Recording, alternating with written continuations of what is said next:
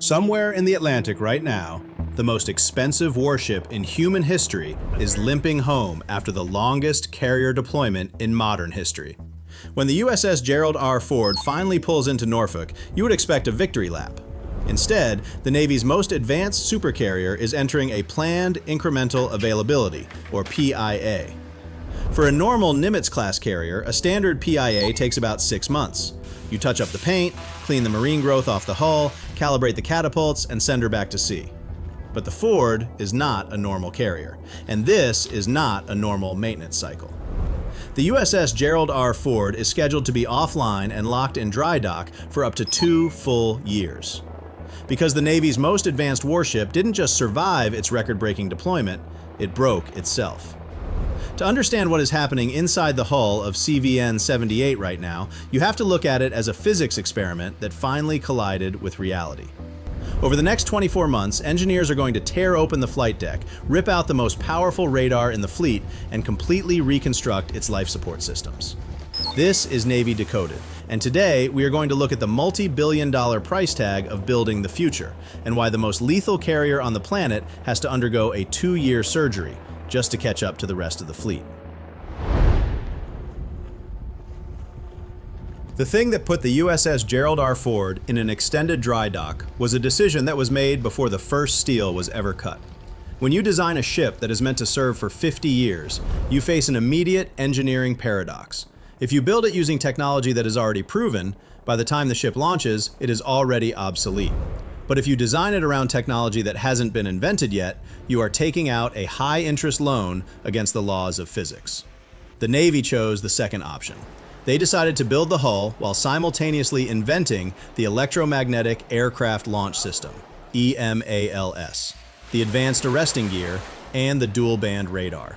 They were assembling the puzzle while still drawing the pieces. And the fighter that would define the ship's future, the F-35C Lightning II, was still a concept on paper, years away from its first flight. In military procurement, this gamble has a name: concurrency. This creates integration debt. It's the invisible cost of being the first in class. Every breakthrough comes with a hidden flaw that won't reveal itself until you put 5,000 human beings inside the steel tube and send them into salt water for nearly a year. When the Ford was commissioned in 2017 and deployed in 2023, it still carried no F-35C squadron. The stealth fighter the ship was designed around had not yet been cleared to operate from its deck.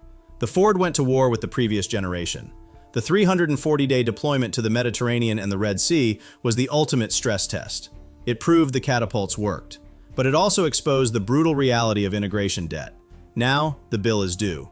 And the first payment is being exacted on the most fundamental system of human survival. Before the Ford could enter any dry dock, it had to survive its proving ground, an unprecedented 340-day combat deployment. Originally scheduled for a standard rotation, the carrier was extended multiple times. It served as the strategic anchor in the Mediterranean during the escalating Gaza conflict, and later projected power into the Red Sea to deter regional threats. This continuous, high-intensity operational tempo fundamentally wore down both the steel and the sailors. When you keep 5,000 human beings in a combat-ready state at sea for nearly a year, you don't just consume aviation fuel and munitions, you consume the ship itself. To maintain a constant umbrella of deterrence, the Ford's air wing had to execute relentless combat air patrols. This required bleeding the ship's kinetic lifespan. Every time an FA-18 Super Hornet loaded with live ordnance is launched, emails must discharge a massive pulse of stored electrical energy to violently accelerate the aircraft. Every time a jet returns, the Advanced Arresting Gear must physically absorb the kinetic energy of a 20-ton piece of metal falling out of the sky at 130 knots. Repeating this cycle day and night for 340 consecutive days mercilessly degrades the water twisters, the induction motors, and the cross-deck arresting wire pendants far beyond any peacetime predictive model. This brutal operational friction eventually trickles down into the hull. The first internal system to collapse under this marathon was the ship's most basic biological infrastructure. To save weight and reduce freshwater consumption, the Ford's engineers installed the Vacuum Collection, Holding, and Transfer System, the VCHT. It works like an airliner toilet, using air pressure to suck waste through narrow pipes. Operating it on a supercarrier is like trying to serve the sewage needs of a small American town using the delicate pipes of a Boeing 737. Pushed far beyond its intended limits, the fragile plumbing system began to fail. When the narrow pipes clogged, the Navy was forced to use highly corrosive acid flushes just to keep the system functioning, a desperate fix that degraded the plumbing infrastructure from the inside out. But the physical attrition wasn't just in the pipes, it spread to the structure and the crew. In March 2026, a fire broke out in the ship's forward laundry facilities. While the flames were contained, the smoke and thermal damage rendered adjacent berthing areas uninhabitable, displacing more than 600 sailors and exacerbating an already exhausted crew.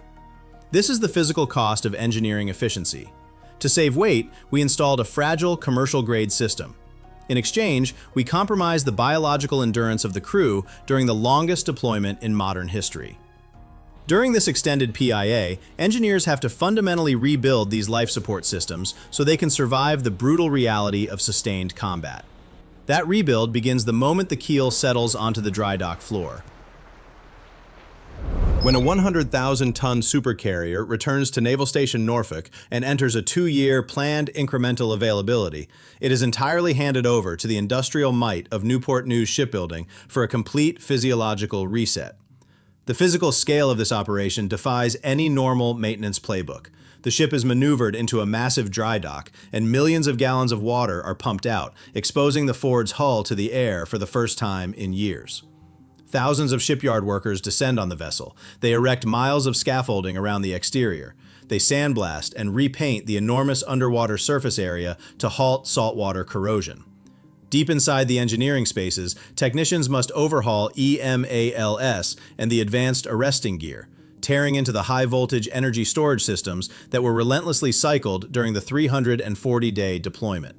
They inspect the massive bronze propellers, recalibrate the advanced weapons elevators, and recertify the nuclear propulsion plant's secondary systems.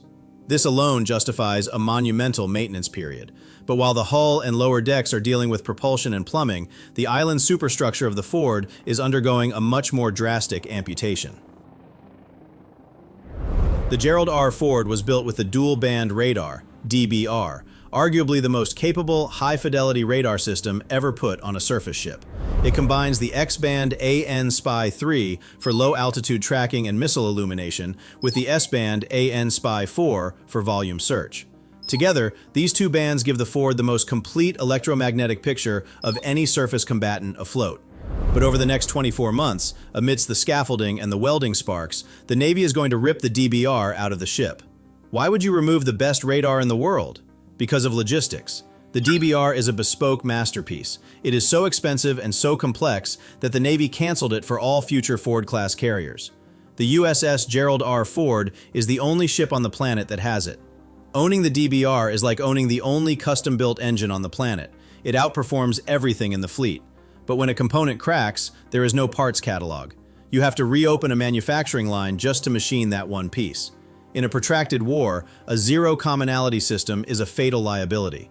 If the Ford takes battle damage to its radar in the Pacific, there are no spare DBR panels sitting in a warehouse in Hawaii.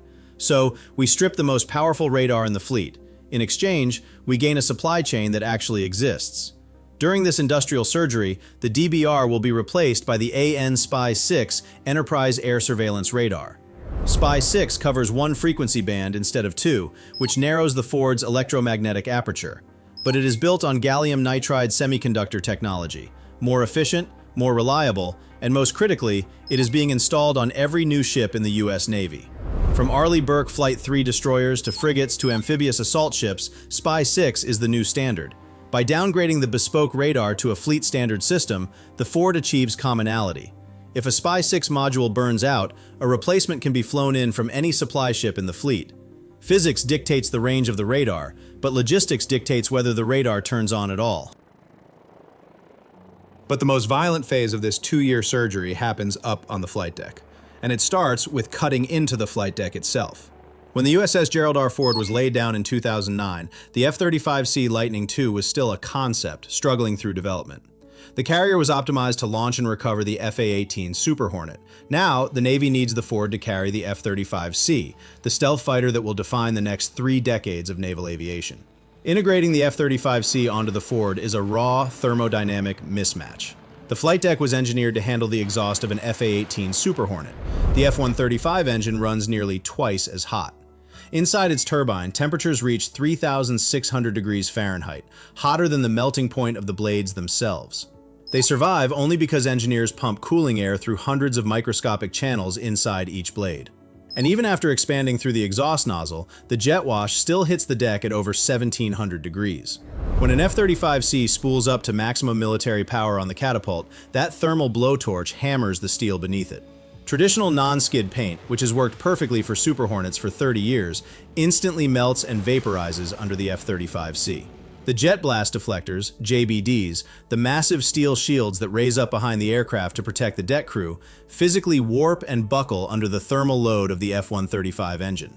To solve this, shipyard workers have to physically tear up the flight deck. They must apply a thermal spray non-skid coating, TSN.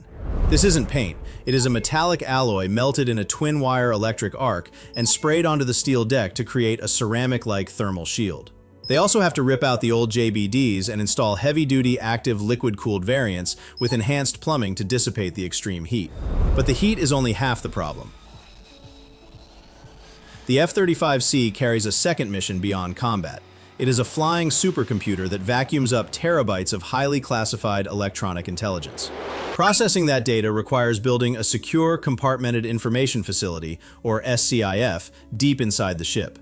You can't just put a padlock on a room. Building an SCIF on a warship is an engineering nightmare. It requires Tempest standards to block all electromagnetic emissions. Shipyard crews have to cut through solid armored bulkheads, which temporarily compromises the structural integrity of the ship, to weld in dedicated copper-shielded enclosures. They must install acoustic baffling, independent ventilation systems, and route miles of heavily shielded air-gapped fiber optic cables for the Odin system, Operational Data Integrated Network. To bring the F-35C aboard, we literally tear the ship apart. In exchange, the Ford finally becomes the 21st century carrier it was promised to be. When this PIA is complete and the first F-35C squadron finally lands on the deck of CVN-78, the geometry of naval warfare fundamentally shifts. The Ford will no longer operate as an isolated strike platform. Through the F-35C's sensor suite and the Naval Integrated Fire Control Counter-Air Architecture, NIFCCA, the carrier becomes a distributed intelligence hub. The fighters will push targeting data through encrypted gateways into the strike group's common operating picture, allowing Aegis destroyers to launch SM-6 interceptors at targets hundreds of nautical miles beyond the horizon. Targets the destroyers themselves cannot even see. 24 months of pain transform the Ford from a standalone carrier into the apex node of a networked fleet. When you look at the broken plumbing, the amputated radar, and the massive structural cuts required for the flight deck, a paradox emerges. How does the most expensive, $13 billion supercarrier in human history spend 2 years in a dry dock just to achieve a baseline standard of operation? Call this PIA a repair job and you miss the point entirely. Every cut, every weld, every stripped panel is the payment of a technical debt. The USS Gerald R. Ford is the first of its kind, and being the first means absorbing all the friction of the bleeding edge. In military procurement, the first ship of a new class is rarely a polished weapon. It is an experimental prototype that is forced into combat. The Ford went to sea with a bespoke radar that had no supply chain, a fragile plumbing system that couldn't handle the biological endurance of its crew, and a flight deck optimized for an older generation of fighters. But it took those experimental systems into the Mediterranean and the Red Sea for 340 days and proved that the core architecture, the electromagnetic catapults and the massive nuclear reactors, actually worked under the brutal strain of combat. Now the ship is suffering, so that the rest of its class doesn't have to. The risks the Ford took paved the way for the entire future of the Navy.